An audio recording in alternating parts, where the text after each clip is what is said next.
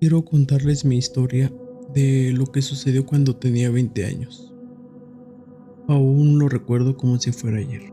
Actualmente mis padres viven en el campo, en una casita humilde de 2 pisos y a la redonda grandes hectáreas de maíz. Los vecinos más cercanos se encuentran a 5 kilómetros de distancia.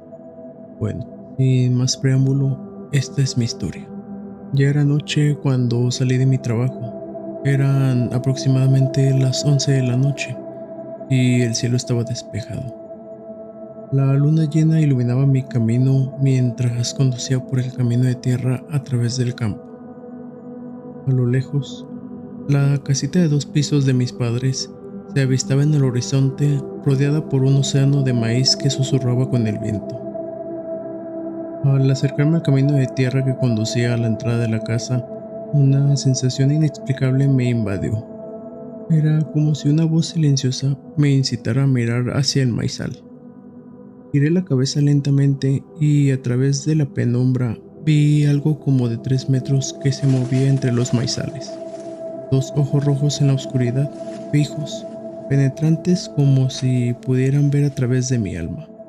El corazón me latía con fuerza mientras detenía el auto a pocos metros de la casa. Permanecí inmóvil, dudando de mis propios ojos. ¿Acaso era una ilusión creada por la fatiga? No, si se encontraba algo ahí. Era algo que no había visto antes. Con un suspiro reuní el valor para enfrentar mi miedo y salí del auto. Mi hermana me esperaba ansiosa en la puerta y me preguntó: ¿viste eso? Con su voz temblorosa. Asentí, incapaz de formular palabras. Ha estado ahí desde el anochecer, continuó. Su mirada reflejaba el mismo miedo que yo sentía. Juntos miramos por la ventana, solo para encontrar a la criatura en el porche, asomándose por una de las ventanas del segundo piso. Desde esa noche me ha sido muy difícil dormir. Cuando cierro los ojos, escucho el susurro del maíz y siento la presencia de esos ojos maléficos acechándome otra vez en la oscuridad.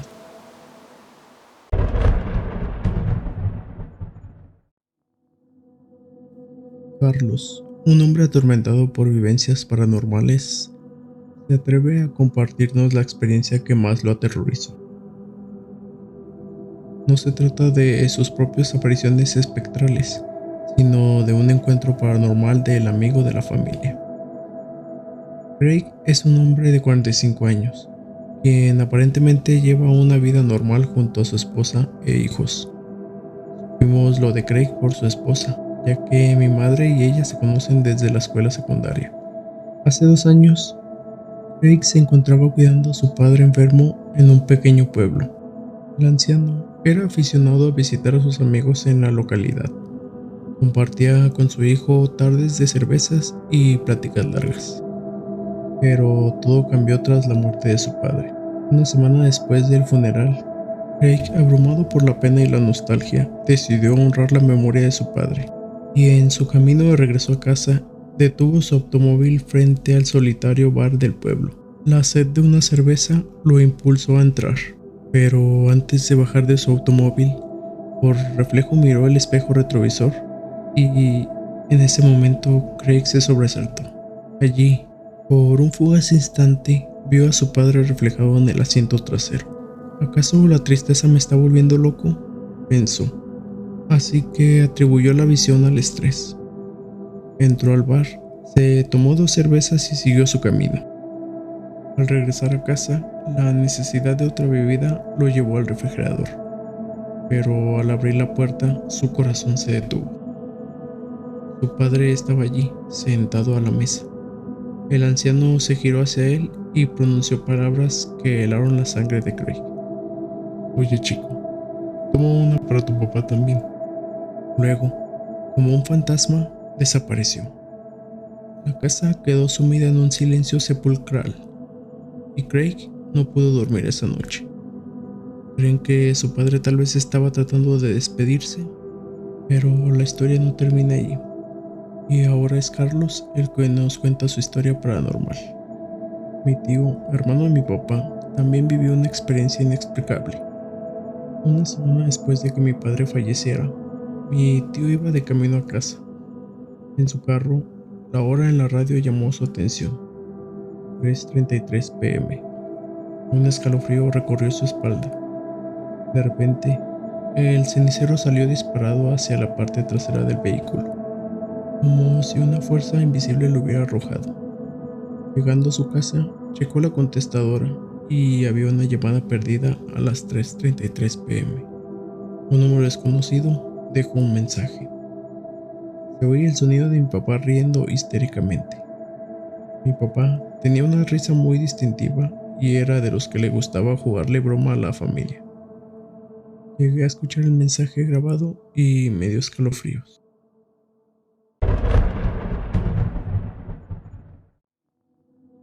Cuando tenía cerca de 17 años, viví una noche de terror que nunca olvidaré. Todo comenzó con una visita al pueblo de mis abuelos maternos, a donde mis padres nos llevaban cada fin de año para celebrar con la familia. El pueblo era un lugar muy tranquilo y acogedor, donde todos se conocían y se saludaban. Mis hermanos y yo nos divertíamos mucho jugando con los niños de la cuadra, ya que eran nuestros amigos desde hace tiempo.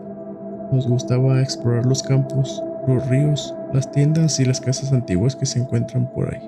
Una de esas casas era la de Doña Juanita, una ancianita muy amable que siempre nos sonreía y nos regalaba dulces cuando pasábamos por su puerta. Era una de las personas más queridas del pueblo y nadie sospechaba el oscuro secreto que guardaba. Una noche, después de cenar, nos reunimos todos los niños en la plaza para platicar. Y como en toda plática nocturna, alguien empezó a contar historias de miedo. Cada uno tenía su turno para narrar algún cuento de fantasmas o cualquier cosa que nos diera mucho miedo. Fue entonces cuando Eduardo, el más grande del grupo, nos contó algo que nos dejó helados. Nos dijo que él había visto con sus propios ojos cómo Doña Juanita se transformaba en un guajolote, y que eso era prueba suficiente de que era una bruja. Según él, la ancianita salía de su casa cada noche, se convertía en el ave y volaba por los aires para hacer sus maleficios. No podía creer lo que escuchaba. Me parecía una tontería, una mentira inventada por Eduardo para asustarnos.